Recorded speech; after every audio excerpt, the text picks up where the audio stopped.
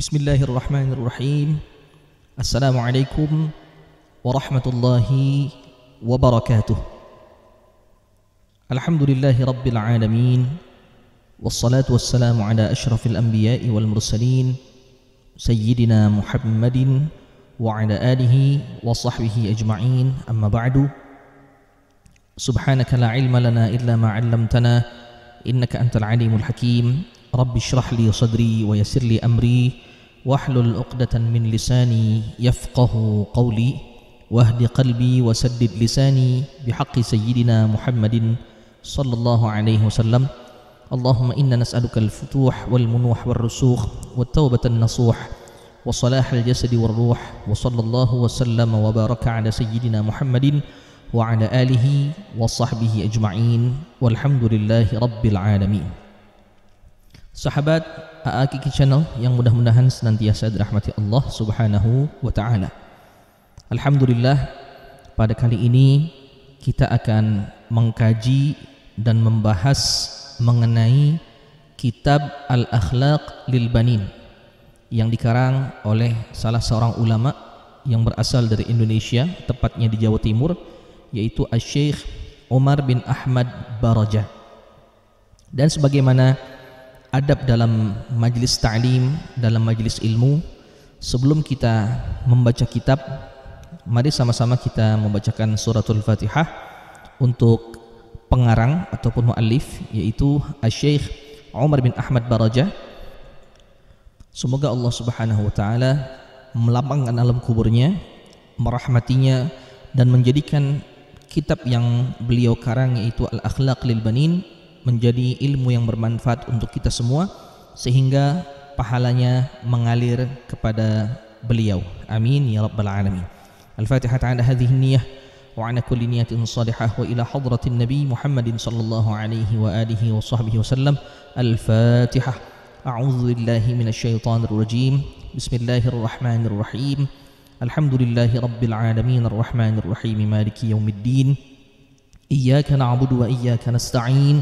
اهدنا الصراط المستقيم صراط الذين أنعمت عليهم غير المغضوب عليهم ولا الضالين آمين. Baik, sebelum kita membaca kitab, kita akan sedikit mengenal biografi daripada penulis, yaitu Asy-Syaikh Umar bin Ahmad Barajah. Beliau adalah seorang ulama kelahiran Indonesia, tepatnya di daerah Jawa Timur, di daerah Surabaya, di Kampung Ampel. Beliau dilahirkan pada tanggal 10 Jumadal Akhirah tahun 1331 yang bertepatan dengan tanggal 17 Mei 1913 Masehi. Beliau adalah termasuk keturunan bangsa Arab yang bermarga Barajah, yang mana marga Barajah ini berpusat atau berasal dari Sewun, Hadramut di Yaman. Dan beliau saat usia muda menuntut ilmu agama dan bahasa Arab dengan tekun, sehingga beliau dapat menguasai dan memahaminya. Beliau belajar di Madrasah Al-Khairiyah di daerah Kampung Ampel, Surabaya, yang didirikan dan dibina oleh Al-Habib Muhammad bin Ahmad Al-Muhdar. Dan sekolah tersebut adalah sekolah atau madrasah yang berakidah Ahlus Sunnah wal Jamaah dan bermadhab Al-Imam Asy-Syafi'i. Dan adapun guru-guru beliau diantaranya adalah Al-Habib Abdul Qadir bin Ahmad Al-Faqih, lalu Al-Habib Muhammad bin Husain Ba'abud, Al-Habib Abdul Qadir bin Hadi As-Saggaf, dan banyak lagi para ulama yang ada di daerah Surabaya dan sekitarnya. Itu guru-guru beliau yang berada di Indonesia. Adapun guru-guru beliau yang berasal dari luar negeri, diantaranya adalah Al-Habib Alwi bin Abbas Al-Maliki, lalu As-Sayyid Muhammad Amin Qutbi, dan juga Asy-Syaikh Hasan bin Muhammad Al-Mashat, dan juga banyak lagi para ulama yang lainnya. Karya-karya beliau diantara lain kitab yang akan kita baca ini, yaitu kitab Al-Akhlaq lil Banin, dan juga beliau memiliki Al-Akhlaq lil Banat, Akhlaq lil banin ini khusus untuk laki-laki dan akhlaq lil banat ini khusus untuk perempuan. Dan juga ada beberapa kitab yang lainnya. Dan beliau wafat pada umur 77 tahun di tanggal 16 Rabiul Tsani 1411 Hijriah yang bertepatan dengan tanggal 3 November 1990 Masehi. Dan insyaallah kitab yang akan kita baca ini kitab karangan beliau, yaitu Syekh Umar bin Ahmad Baraja, insyaallah menjadi ilmu yang bermanfaat dan pahalanya mengalir untuk beliau. Dan salah satu ciri daripada seorang yang saleh, seorang yang alim, yang ilmunya bermanfaat adalah kitab-kitabnya itu dibaca walaupun pengarangnya itu telah berpulang ke rahmatullah, walaupun pengarangnya itu telah meninggal. Baiklah, sahabat AAKIQ Channel yang dirahmati Allah Subhanahu wa taala, sekarang kita akan masuk kepada pembahasan akhlak lil banin, ya, di halaman 4 nomor 1, ya, nomor 1, bimadza yatakhallaqul waladu. Bimadza, dengan apa? Yatakhallaqu, berakhlaknya, al waladu, seorang anak. Jadi bimadza yatakhallaqul waladu, dengan apa berakhlaknya seorang anak. Di bawahnya kita lihat ada nomor lagi, yang nomor 1 kita lihat di sini, yajibu, maka wajib, alal waladi, atas seorang anak laki-laki, an yatakhallaqa, untuk berakhlak, bil akhlaqil hasanati, dengan akhlak yang baik, dengan akhlak yang bagus, min sigharihi, dari masa kecilnya. Jadi yajibu 'alal waladi an yatakhallaqa bil akhlaqil hasanati min sigharihi. Wajib atas seorang anak laki-laki untuk berakhlak dengan akhlak yang baik, dengan akhlak yang bagus dari masa kecilnya. Liya'isha mahbuban, liya'isha, agar dia hidup, mahbuban, dicintai, fi kibarihi, tatkala ia besar. Yarda anhu rabbuhu, yarda anhu, ridha kepadanya, rabbuhu, Tuhannya, yaitu Allah Subhanahu wa taala.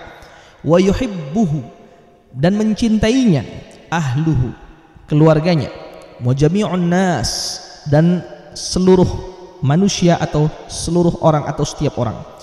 Jadi tujuan dari berakhlaknya seorang anak ini dengan akhlak yang baik, kata Syekh Umar bin Ahmad Baraja, adalah liya'isha mahbuban fi kibarihi, agar dia dicintai saat ia besar, saat ia dewasa. Yarda anhu rabbuhu, dan tentu ketika manusia berakhlak dengan akhlak yang baik dari masa kecilnya, ia pasti akan dicintai oleh masyarakat, oleh manusia pada umumnya, dan pasti itu akan mengundang ridha Allah Subhanahu wa taala, sehingga dikatakan di sini yarda anhu rabbuhu, ridha kepadanya Tuhannya.